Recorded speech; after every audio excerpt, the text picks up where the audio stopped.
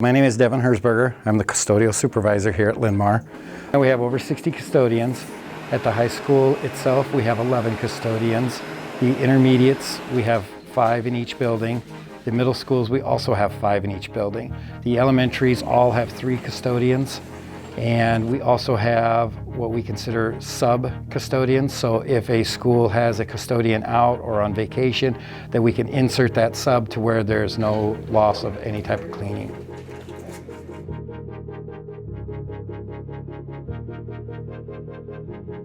Currently, what we're doing with as far as COVID-related influenzas, things like that, we run 2 different types of chemicals that we use daily. And then we also have a chemical that is a food grade safe that we use on lunch tables to wipe down. It has a residue that leaves to protect that surface. And then we also have our Clorox 360 machines that the district has provided 22 of those. Several of them are in different schools. Every school has at least a minimum of 1. They have 2 different chemicals in those. One is just a natural immediate kill claim, and then the other one is a residual also that protects surfaces, porous and non-porous, up to 90 days.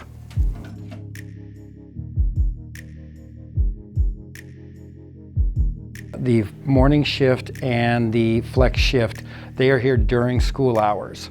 Now, their primary responsibilities, but they're not limited to, they have the playground that they spray, they also do lunchroom, they also do the restrooms, they wipe down all the critical touch points like pencil sharpeners, they wipe down door handles, constantly. They're basically making just a continuous path through the school. Then our evening custodians come in. They typically will piggyback off of what the day crew has already done.